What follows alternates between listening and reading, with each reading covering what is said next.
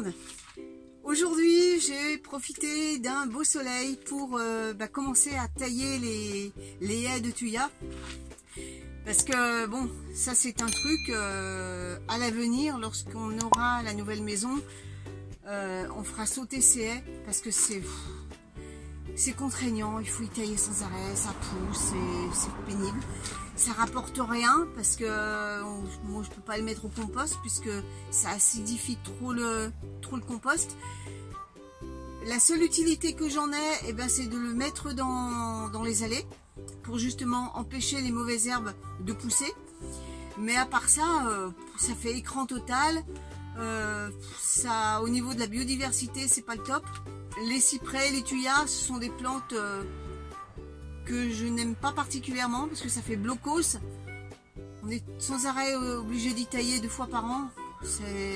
Autrement ça part dans des proportions au niveau aussi bien en largeur qu'en hauteur. Non, bon, bref. Là la maison elle a du thuya, on va pas s'amuser à tout enlever, donc c'est pour ça que j'ai commencé à en tailler une longueur. Et pour ce faire, cette casquette que j'avais achetée lors de mon dernier emploi, c'est une casquette coquée de sécurité avec une coque au fond. Et je m'en sers pour tailler les haies ou les arbres pour éviter d'avoir des branches qui me tombent sur la tête. Ce genre d'équipement est quand même assez léger. Bon, bien sûr, j'ai transpiré, hein. Malgré qu'il y ait des aérations tout autour, quand on transpire quand même de la tête, hein, c'est normal. Mais je trouve que ça offre quand même une sécurité. Et puis c'est léger. Et pour une dizaine d'euros, vous avez quelque chose qui vous protège la tête. Donc on en trouve de partout. Pour ceux qui sont loin des commerces, je vous mets quand même un lien sur Amazon où vous pouvez trouver ce genre de casquette pour une dizaine d'euros. Voilà, mais autrement vous pouvez en trouver dans tous les magasins de bricolage. Ça se trouve très facilement. Après, il y a tous les prix, donc regardez bien. Ceci étant, je vais vous montrer où j'ai mis les tontes de cyprès. Allez, je vous emmène.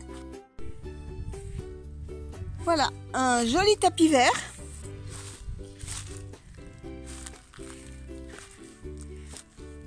Qui empêchera les herbes de pousser, ou du moins de pousser trop rapidement. Donc je fais le tour avec vous. Voilà. Alors bon, j'ai pas fini, hein. Il reste encore tout ce côté-là. Mais il faut que je crapahute sur le toit de l'abri parce que bon, vu ma taille, ça va être un peu compliqué. Mais aujourd'hui, j'ai décidé d'arrêter parce que j'en avais tout simplement marre. Alors c'est vrai que ces haies, bon, ça protège du vent, du bruit, mais avec l'âge, c'est contraignant. Alors moi j'opterais plus pour des haies qui produisent quelque chose sans pour autant faire un écran total. Alors ça peut être des arbustes comme des noisetiers par exemple, qui peuvent fournir des noisettes. Ça peut être de la mélanchée qui fournissent des baies, ça peut être des fruitiers en espalier qui fournissent des pommes, des poires, enfin voilà ce qu'on veut. Bon, il y a un tas d'arbustes comme ça qui peuvent, en même temps de fournir de la matière organique, peuvent produire des fruits ou des baies. Alors c'est vrai, quand on se lance au début, quand on achète un terrain, quand on fait construire, on se lance déjà, on va clôturer et on va mettre des haies. On l'a tous fait. Enfin, pour cette maison, les haies étaient déjà existantes, mais c'est vrai qu'on le fait tous, on plante des haies. Alors réfléchissez bien.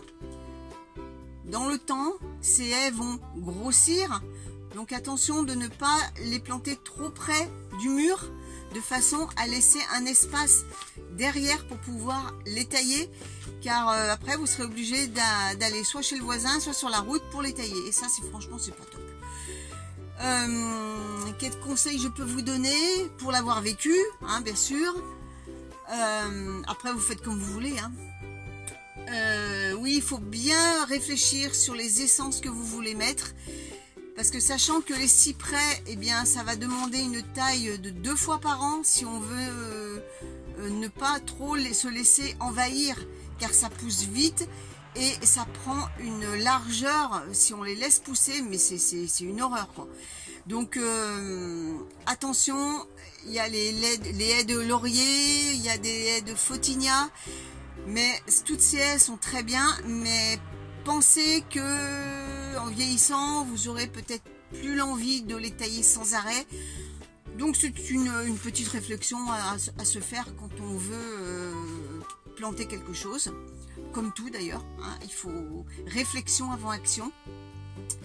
Et puis, alors l'erreur que j'avais faite au départ, c'est que cette haie qui est du côté de mon potager, j'avais planté différents arbustes pour remplacer les tuyas supprimés, mais il en reste néanmoins quelques-uns à gauche de la photo. Alors, désolé, mais au cours de la vidéo, vous allez m'entendre parler de cyprès, mais je confirme, hein, c'est bien des tuyas qui sont chez moi et non des cyprès. Je l'ai planté trop près du mur, ça fait que quand on est obligé de les tailler, eh bien ça part chez le voisin ou sur la route et ben voilà, c'est pas pratique. Alors que l'autre haie qu'on a plantée à la place des cyprès qui était originaire, qu'on a fait sauter parce qu'on en avait marre de ces grandes haies pas des cyprès, c'est des tuyas. Il y avait toute une haie de tuyas qu'on a fait sauter au bout d'un moment parce qu'on en avait marre de tailler toute cette longueur. C'est qu'il y a long, hein. Il y en avait de partout. Au fond, il y avait des sapins et on a remplacé par des arbustes. Alors, il y a des noisetiers, il y a un buddleia, il y a un wegelia, enfin voilà, il y a un éléagnus. Voilà, c'est une haie vive qu'on appelle ça, une haie mélangée. Et d'ailleurs, les oiseaux adorent ce genre de haie car ils peuvent s'y réfugier. Et une chose qu'on a, heureusement, on a prévu, c'est qu'on a planté assez loin du mur, vous voyez, de façon à pouvoir passer de l'autre côté pour la taille. Alors lorsqu'on a on laisse passer la voiture, lorsqu'on a arraché les tuyas, on n'a pas déraciné les souches, on a simplement replanté entre les souches et vous voyez, la haie elle se porte très très bien. Donc pour terminer ce volet, je vais rajouter 2 petites choses. Pour les tuyas, le problème c'est qu'ils peuvent être atteints de maladies. J'en ai un derrière donc c'est le cas. Je vais vous le montrer. Et de plus, le désavantage de mettre des haies persistantes, alors c'est vrai que les feuilles ne tombent pas l'hiver, mais justement les feuilles qui tombent en hiver, eh bien nourrissent le sol. Alors je dis pas de ne pas mettre du tout de persistant, mais c'est bien de panacher de façon à avoir une haie fournie une partie de l'année. L'hiver, il y aura toujours des arbustes qui resteront persistants ou semi-persistants. Il y a des arbustes hein, qui perdent une partie de leurs feuilles et qui en gardent un peu pour l'hiver. Donc si vous ne voulez pas avoir de haies complètement dégarnies, eh bien c'est bien de pouvoir mélanger un peu les essences, mais ne pas mettre uniquement que du persistant, car ça tue la biodiversité, parce que voilà, le sol n'est pas nourri. Et j'espère que cette vidéo vous aura plu et puis vous aura donné l'occasion de réfléchir, car c'est vrai que bon, on est tous pareils, hein, on s'emballe vite et c'est bien de pouvoir réfléchir sur ce qu'on veut planter, parce qu'après par la suite, des fois ça peut être compliqué.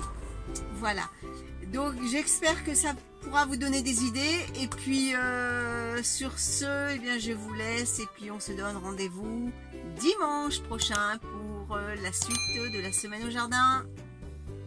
Salut tout le monde!